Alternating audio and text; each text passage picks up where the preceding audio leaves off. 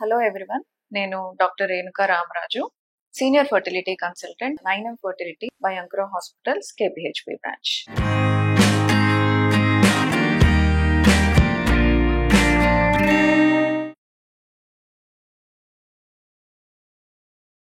ఆడవాళ్ళకి మంత్లీ జరిగే ప్రాసెస్లో పీరియడ్స్ రావడం అనేది ఒక రెగ్యులర్ థింగ్. ఈ పీరియడ్ వచ్చినప్పుడు కొంచెము ఇబ్బందులు అనేవి ఉంటాయి. ప్రతి ఒక్కళ్ళకి ఇబ్బందులు అనేది ఫేస్ చేస్తుంటారు ఆ 3 or 4 days టైంలో.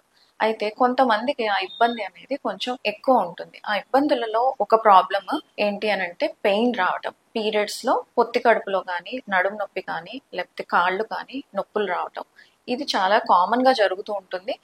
మామూలుగా లైట్ గా ఉన్నప్పుడు కాస్త రెస్ట్ తీసుకోవడం వల్లనో, లేదో ఏ చిన్న పారాసెటమాల్ లాంటి టాబ్లెట్ వేసుకుంటేనో చాలా మటుకు కంట్రోల్ అయిపోతుంది. కానీ కొంతమందికి ఈ పీరియడ్ పెయిన్ అనేది కాస్త ఎక్కువగా ఉంటుంది. ఎంత అంటే వాళ్ళ క్వాలిటీ ఆఫ్ లైఫ్ ఎఫెక్ట్ అయ్యేంతగా. అంటే వాళ్ళు రెగ్యులర్ గా చేసుకునే పనులు చేసుకోలేరు. స్కూల్ కి వెళ్లే వాళ్ళైతే వాళ్ళు స్కూల్ కి వెళ్ళలేరు. ఆర్ వర్క్ చేసుకునే వాళ్ళు వాళ్ళ ఆఫీసులకి వెళ్ళడానికి కూడా ఇబ్బంది పడుతూ ఉంటారు. సో ఈ రకంగా నొప్పి రావడానికి కారణాలు ఏంటి అనేది మాట్లాడుకుంటే, ఫస్ట్ కామన్ కాజ్ అలాంటి నొప్పులు రావడానికి మనకి ఒక్కొక్కసారి హార్మోనల్ అయి ఉండొచ్చు. అంటే హార్మోన్స్ సరిగ్గా లేకపోవడం వల్ల, పీరియడ్స్ ఇర్రెగ్యులర్ గా రావటం వల్ల, హెవీ బ్లీడింగ్స్ అవ్వటం వల్ల, ఇలా క్లాట్స్ గా బ్లీడింగ్ అవ్వేటప్పుడు ఆ క్లాట్ బయటకు వచ్చేటప్పుడు కొంచెం పెయిన్ ఉంటుంది. ఒక పెయిన్ ఒక్కొక్కసారి సివియర్ గా ఉండి కొంచెం ఇబ్బంది పడుతూ ఉంటారు. Second common reason infections. Pelvis లో అంటే పొత్తి కడుపు భాగంలో లోపల ఇంటర్నల్ గా ఏదైనా ఇన్ఫెక్షన్స్ ఉన్నప్పుడు కూడా పీరియడ్స్ లో పెయిన్ వచ్చి ఇబ్బంది పడుతూ ఉంటారు. వాళ్ళకి పీరియడ్ టైంలోనే కాకుండా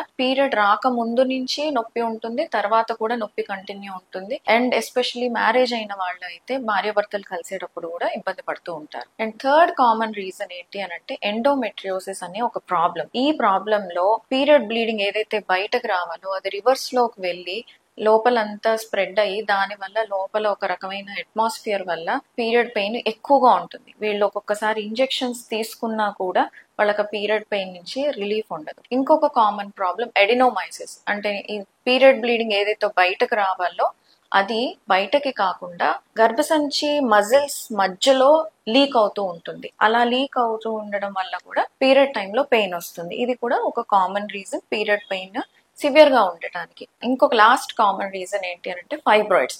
అంటే యూటరస్ లో గడ్డలు ఉన్నప్పుడు కూడా పీరియడ్ టైంలో యూటరస్ బాగా స్క్వీజ్ అవుతూ ఉంటుంది, క్రాంప్స్ వస్తుంటాయి. దానివల్ల పీరియడ్ పెయిన్ కూడా సివియర్ గా ఉంటుంది. సో ఇవి చాలా common reasons severe period pain వచ్చి క్వాలిటీ ఆఫ్ లైఫ్ ఎఫెక్ట్ అవ్వడానికి. కొంతమందికి ఇవేమి రీజన్స్ లేకుండా కూడా ఏమి కనిపించదు, స్కానింగ్స్ అంతా నార్మల్ గా ఉండి కూడా పెయిన్ వస్తూ ఉంటుంది.